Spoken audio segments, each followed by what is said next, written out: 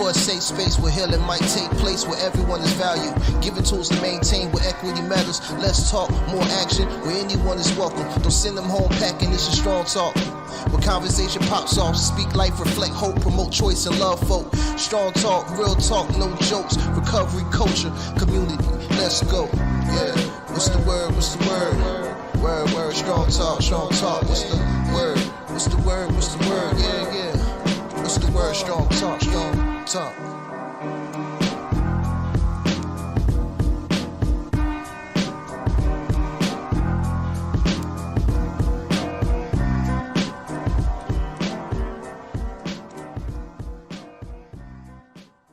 Hello and welcome to Strong Talk, a podcast dedicated to the discussion of equity, diversity, and family as it relates to mental health and addictions. A space not only to talk about challenges, but to explore and to create space for solutions. I'm your host, Vic Armstrong, and I want to thank you all for joining me on this journey. I'm joined today by former NFL player and mental health advocate, Doug Middleton. Doug, how you doing, brother? I'm doing good. Thank you, Vic, for having me on here. I appreciate the opportunity. Absolutely. You're a busy guy. I know you retired from the NFL, maybe a year ago? Yeah, I mean, I'm not. I guess I could technically say, I'm retired. This is my first year this past season, kind of out of football. So yeah, it's definitely been some time spent the first couple of years. With the Jets in 2016 to 2019, the last 2 years with the Jags, and then in 2021 with the San Francisco 49ers. So yeah, 22 has been my first year out of football. But you certainly have not been at a loss for things to do. You have been a really busy man. I know you've been working with your foundation. You've got some different projects going, and I'm really interested in hearing about that, especially the why. Tell us a little bit about your foundation, how you came up with the idea of doing it, and really what was the motivation behind it? Yeah. So just a little background about me. From Winston-Salem, North Carolina. I went to Parkland High School. Went to Appalachian State from 2011. Graduated from there. With Appalachian State from 2011 to 2015. Went back and got my master's from 2016 to 2018. And so during my time, growing up, before I got into the NFL, I had this lifelong dream of becoming an athlete. And so I can just remember, working at that craft every single day. And during that time that I was working, I did that dream and accomplished that goal working with a lot of other people. And there were other people, other kids, other youth that were part of my journey. There were some coaches and teachers that were very inspirational and very critical in me having the success that I did on the field. And so when I finally made it, to the NFL, there was a lot of people that I felt like I had to thank. I felt that, really helped me get there. But during that entire time, it wasn't a smooth process. There were people that really thought that my dream of, making it to the NFL seemed like it was something that was impossible. And so with that, I want to name my foundation Dream the Impossible, because that was something that, for a lot of people, they may have thought that it was not going to happen. And so just growing up, those long days in Winston-Salem, like I said, I was not by myself. I had my younger brother, Deshaun, with me. I had my best friend, AJ Morrison, with me.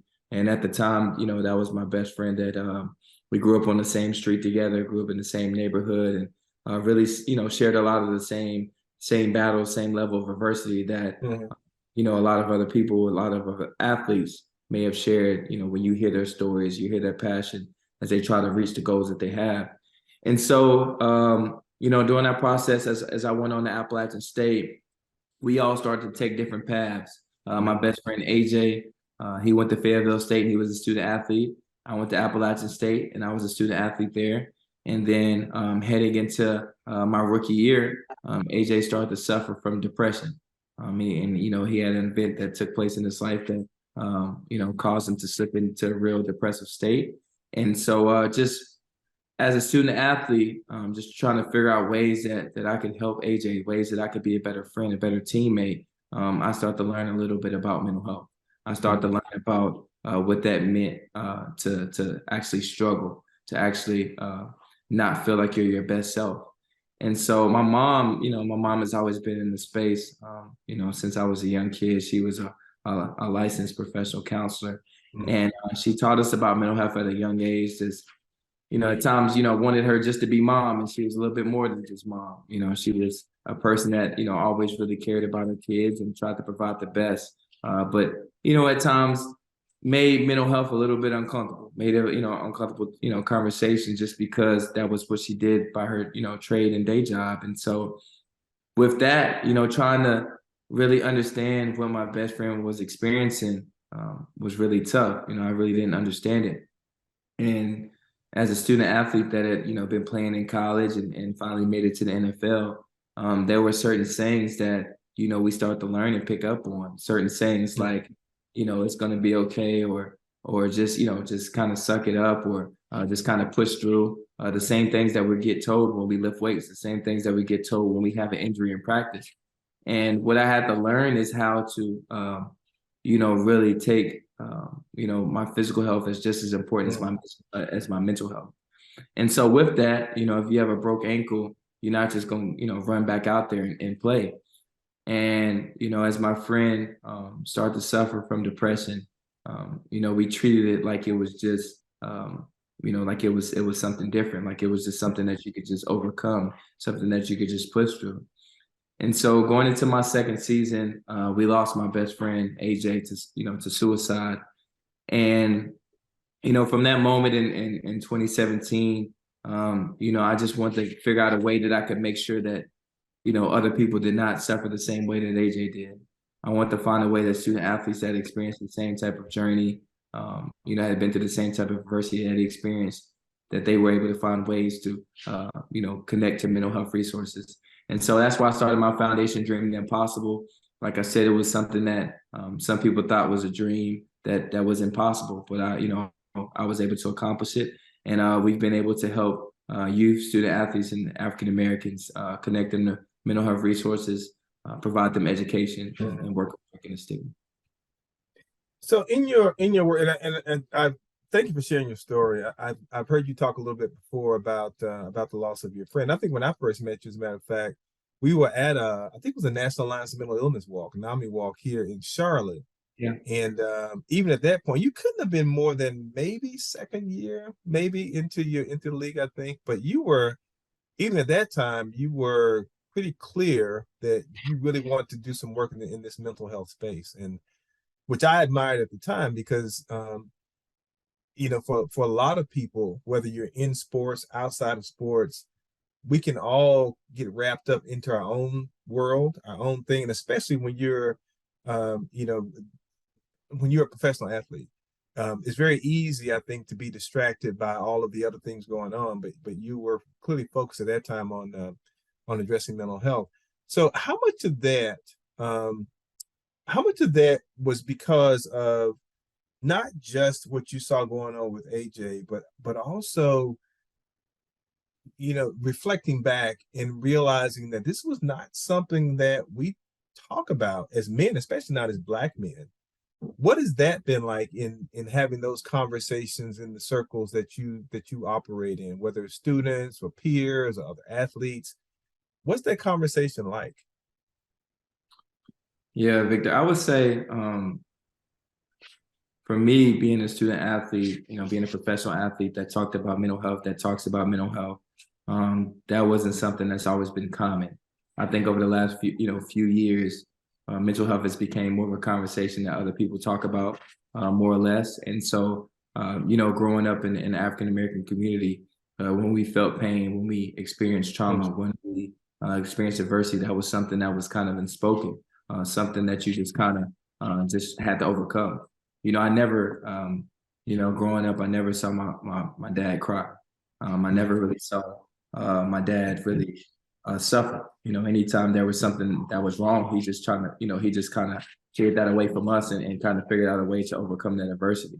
And so with that, as I got older, I'm just trying to figure out ways to, live out my own emotions and ways to kind of talk about it and vocalize those emotions. It was like I was walking into uncharted territory.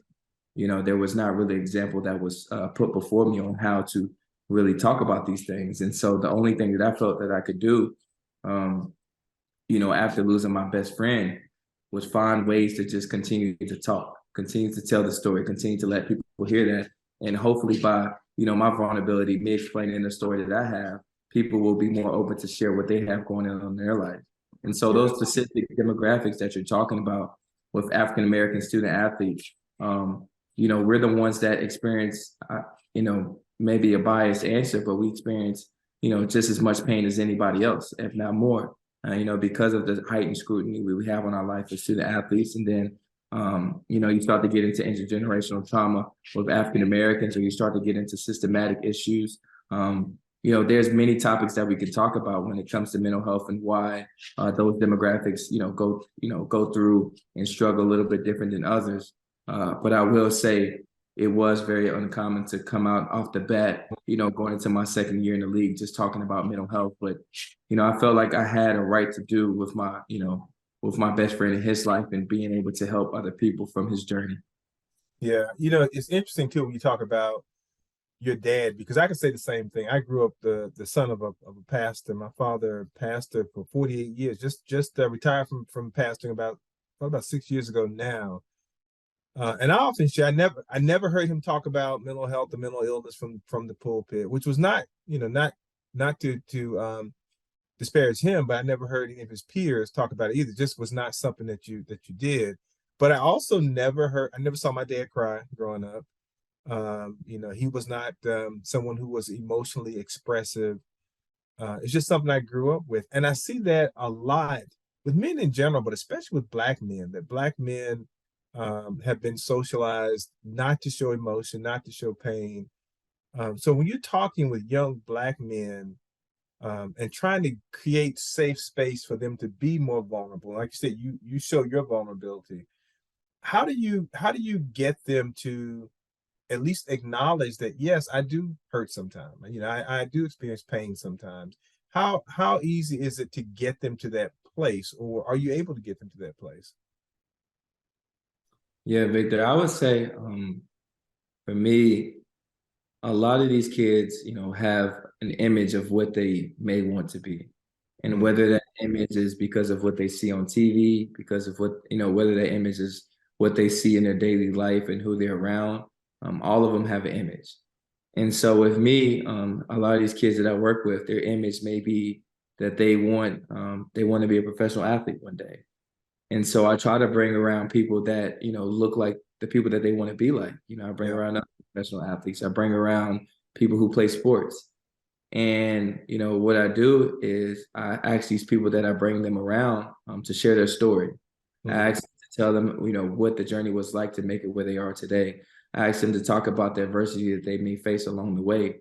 And so when I do that, I create a safe space for these student athletes to talk about, and these African Americans to talk about what they may be going through and what their journey may look like. And so, learning how to create that safe space, I just have to find a reason to motivate them. What is the reason that I'm going to be able to motivate them to be more vulnerable?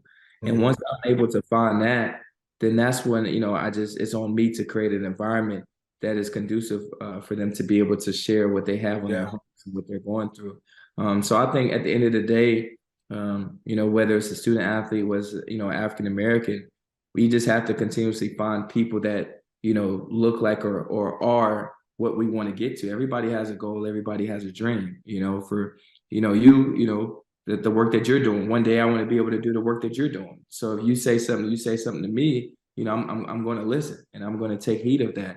And as long as we're in a safe space that's conducive of that conversation, right, and be able to share. And the kids work the same way. I think some people don't take enough time to get to learn these kids. They don't really, take enough time to get to learn what makes them tick, what makes them motivated. And once you actually ask a kid, oh, hey, like, what do you want to be when you grow up? That's always the first question I ask a kid, because once I found out, what they want to do, who they want to be, now I can understand what motivates them and how I can kind of connect with them and how I can kind of say the stuff that they want to hear. So then I say the stuff that they that I want them to hear. I can say the stuff that they need to hear. Yeah, it's interesting that you say that too, because sometimes it feels like for a lot of particularly younger people and men, again, I think in particular, um, oftentimes it's not just being uncomfortable with talking about feelings, but a lot of times I think that we don't have the words to express what it is that we're feeling. We don't have the language to express what it is that we're feeling. And so when you're able to have that conversation with them and start with, what do you want to be? What do you want to do? You know, what gets in the way of that? What's that like? It does create that safer space for them to get into the conversation on their terms and to be able to talk about it in language that they understand. Yeah, I would say I mean, that's a great point. You know, it's very easy for, for me to talk about a kid or a student athlete about, okay, well, how many points did you want to score last night? Or why didn't you, Mhm. or what do you think are some of the reasons why you didn't score that amount of points? Or how did you Yeah, feel when you didn't score that amount, that many points? yeah, So yeah. taking the conversation from there and kind of working backwards. And I can do the same thing with, any profession. Like, okay, say a kid says, a lot of them, they say, I want to be a rapper. Okay, well, what does it take for you to be a rapper? What are Mhm. some things you think a rapper is going to have to go through? What are some of the things that you go through now that may prevent you from getting to that goal and then just continuing to work backwards? But it always starts with the fact of like, what's your dream? What's your goal? And that's one Yeah, of the reasons why we call our foundation, Dream the Impossible. yeah. And we see more and more athletes start to have these conversations. You see people like Dak Prescott and Kevin Love and other athletes talking about their challenges. You see folks in the entertainment industry starting to talk more about their struggles with mental health challenges. But what do you say when someone says, when some young person says to you, or maybe not so young of a person says to you, what would an athlete or a celebrity, what do they have to be sad about? Why would you be depressed? Why would you be suicidal? What do you say to them? Yeah, that's my favorite question. I get that a lot. A lot of people on the outside, like, man, Yeah. like, oh, they see like, I mean, you could take a Dak Prescott. Dak Prescott make a ton of money. And, that Mm, first comment is like, man, he makes so much money. What are they, what is he pissed off about? Or what is he sad about? Like, the people don't understand it. And I think a perfect quote or a perfect little insert into like what, how I kind of respond to that question.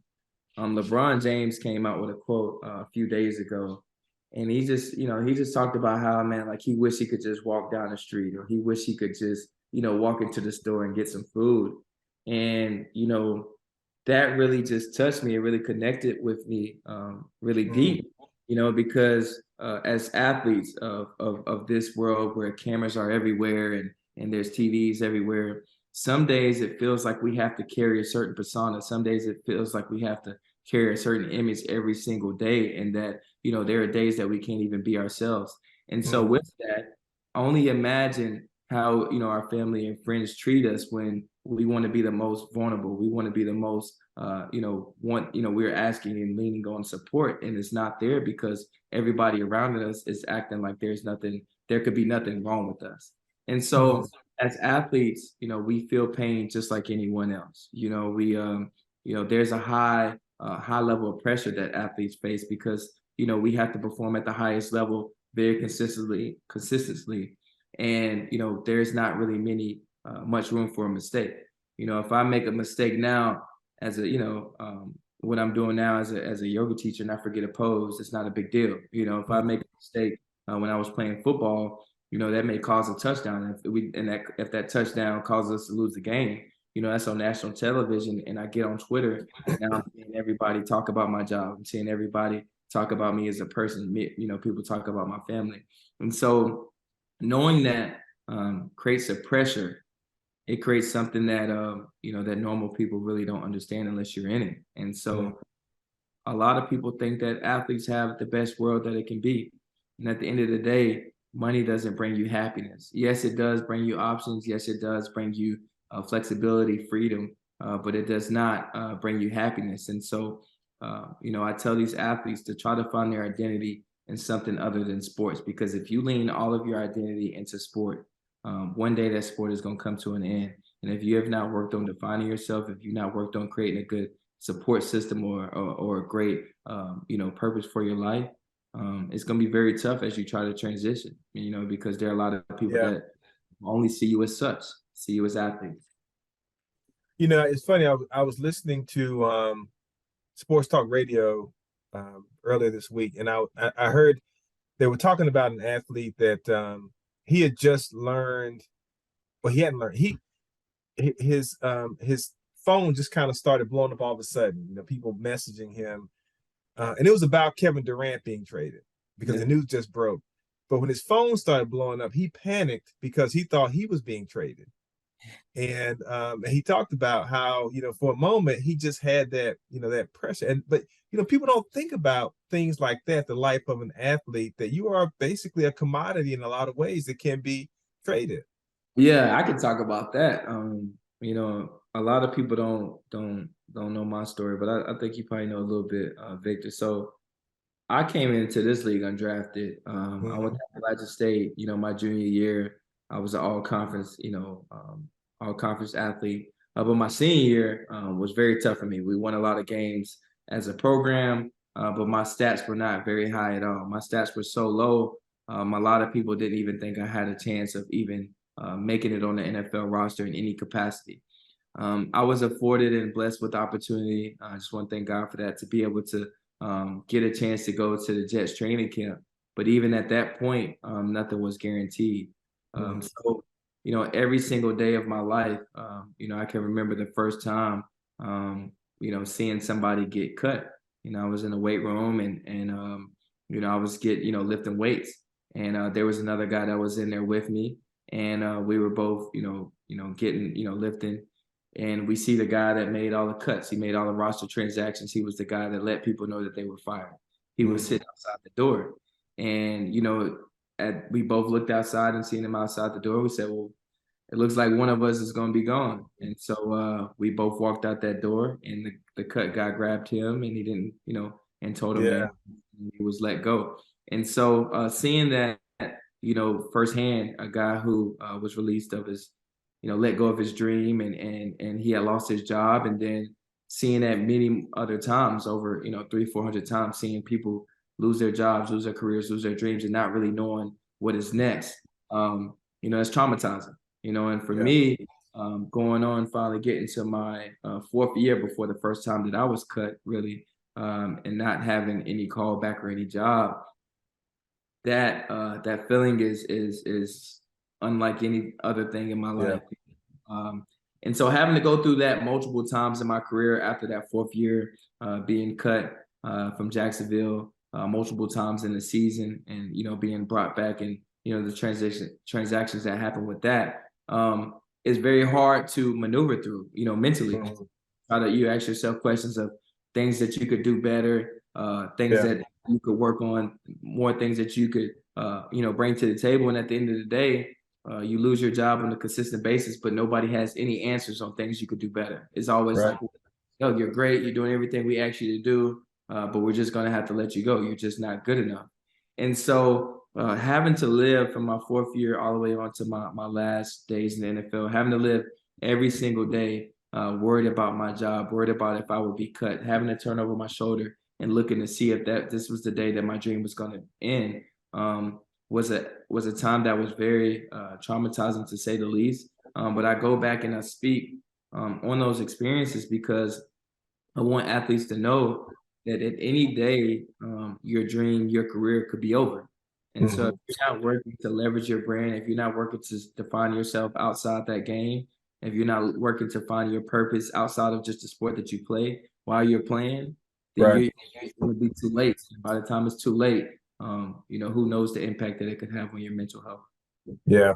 One of the things I often share too, with Black men in particular, it can be challenging because oftentimes for Black men, what's valued most about Black men are physical attributes, and not your intellect, not your emotional makeup. And so you are viewed very much as that commodity. Where do you find the perseverance? Because you had a lot of opportunities to quit. And the average lifespan of an NFL player is only 3 to 4 years, something like that. So you stayed longer than the average. Yeah. So where does that perseverance come from? Yeah, my perseverance, my resiliency, it stems from the fact that there were so many other people that have invested in this dream. So many other people that have sacrificed different things in their life for me to be sitting here today. That's where that perseverance and resiliency came from. The fact that I can remember as a junior in high school when my mom drove me up from North Carolina all the way up to Marshall and West Virginia, and then the next got in the car and drove me to ECU. She drove 1,000 miles just for me to have an opportunity to potentially get a scholarship. We went to both those schools, and none of those schools offered me. And she drove 1,000 miles that weekend. And so I look at the fact that my dad, him working, getting up at 4 a.m. every morning of my entire life as a kid, and getting off at 5 p.m. and picking me up, he's taking us to get food, and all of those are just examples of resiliency that I've seen in my parents' life and other people's life. And so as I go through my own adversity, as I go through my own challenges in life, that resiliency is still, at the front of my mind, because I know, hey, if there are so many other people that made these sacrifices for me to be here today, I can't quit. I can't give up. I can't half step. I have to give everything I have every single day. The days get tough, they definitely get tough, because, you have goals and dreams for your life, and every day it won't go the way you plan to go. And so with that, you just have to get up and keep trying, and get up and keep fighting. And eventually, Nipsey Hussle says, eventually the world will cave in. If you got a dream and you just continually work at it, with resilience, Yeah. with the right opportunity. Yeah. Yeah. And you did this also through the pandemic. So Yeah. there was that added pressure. Yeah. In these last few minutes that we have here, I want to give you a chance to talk a little bit more about your foundation. How do people contact your foundation if they want to get involved? How do they locate it? Yeah. So you can find more info about the foundation. Dreamtheimpossible.org is our website. And then I also have a yoga studio that was going to be opening up in May, around May, June time frame. My background with yoga, I found yoga in 2014. My junior year in college, just wanted to become more flexible for football. They tried it, after the recommendation from my strength coach. Loved it, fell in love with it. Every team that I was on throughout my career, I always made sure to find a yoga studio just because of the community that I was able to find, and really just the recovery that it gave me. And so, henceforward, after losing my best friend in 2017, I wanted to make sure that we had some type of mental component with it. And so we're also going to have therapists on site with that idea. So it's going to be a wellness center. And I wanted to do it to where it was luxury. It was beautiful. It was nice, because I feel like there's still so much stigma around mental health. And so it's more or less the thing that people can feel cool going to. They can feel inclusive, knowing that, hey, I'm making my mental health and physical health a priority. So that's called Dream Yoga and Wellness. And you can find that at www.dreamyogawellness.com. And I love the whole concept of mind. It's like mind, body, spirit. Just giving space for all of those things. Where do you want to take this foundation? Where do you want it to go? What do you want to be able to do with it? Yeah. Just watching us grow over the last few years, I continuously ask myself that question, because there are times, that I want to be this massive, big foundation.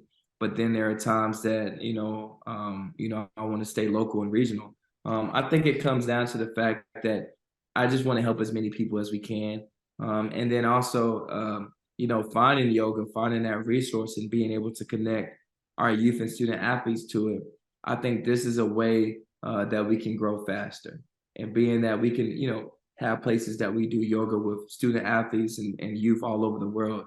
And so I think this is, finding this part of the model, finding this part of the foundation, finding this part of the business is going to give us more resources, more ways to continue to grow faster. And I think that's where, I want to take this thing, is being able to, be in a space where mental health is finding mental health resources is just as common as being able to go to Walmart and pick up a bottle of water. So I think that's the goal. And, hopefully one day we can get there. Well, I love it. And I'll tell you, I am past the stage of being labeled as youth or athlete, but I want to try yoga too. So it Well, no, sounds no. like Yeah, the foundation is student athletes and youth, but of course, the actual business that's everybody. So please come on in. We would love to see you. I just want to continue yeah, more people to yoga. Because that's what changed my life and it's helped me a ton. And so many other people in other demographics know about it, know how powerful of a self-care tool it is. It's yeah, time for us as African Americans, start to learn about that and start to use it a lot more. yeah. Well, I have to tell you, I love what you're doing. Every time that I have seen you, you've been doing one or two things: playing football or advocating for mental health and awareness and reducing stigma. So I applaud what you're doing. I just look forward to following you, that what you continue to do, and where you take your foundation. And if there's ever anything that I can do to be supportive, by all means, reach out. And I appreciate you coming on today, telling us a little bit about your history, but also telling us about your vision for the future. So thank you so much for being my guest here today.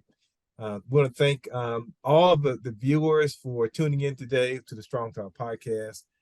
Doug, any parting words that you have before we close the podcast? Yeah, I just want to say, to you, thank you for what you're doing and what you do, very consistently. I think one quote that I heard, I love quotes, but one quote that I've been hearing from Steve Harvey is that the passion and want to is not enough to control your destiny. You need a lot of discipline and you need consistency. And I think that's what I see from you each and every day. Oh, thank you. Thank you. The what you do and your passion for bringing awareness to mental health. And so really respect a lot of work that you do. Respect the fact that you've done it for so long and continue to help other people get into the space. And if I could be of any help, like this, I'm more than happy to do it. And appreciate you. All right. Thank you, brother. Appreciate you. A word from Vic Armstrong.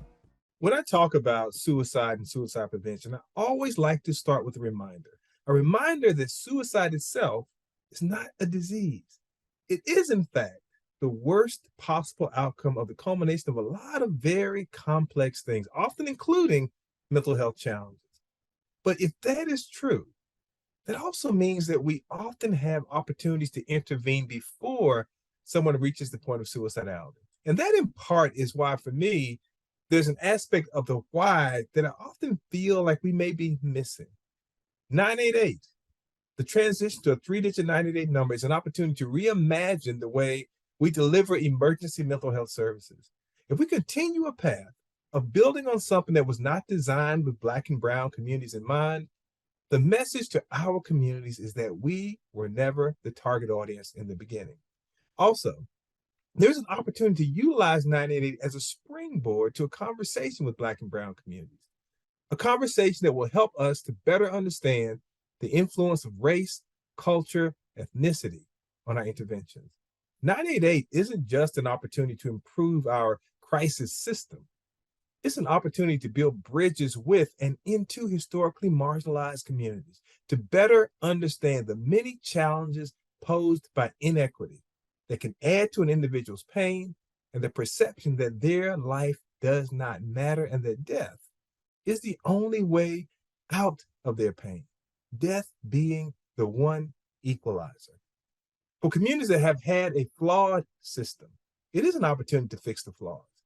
But for communities that have been marginalized, excluded, even traumatized, it's an opportunity to create connectivity. It's an opportunity we dare not miss. And that is Strong Talk. What's the word? What's the word? Word, strong talk, strong talk. What's the word? What's the word? What's the word? Yeah. What's the word? Strong talk, strong talk.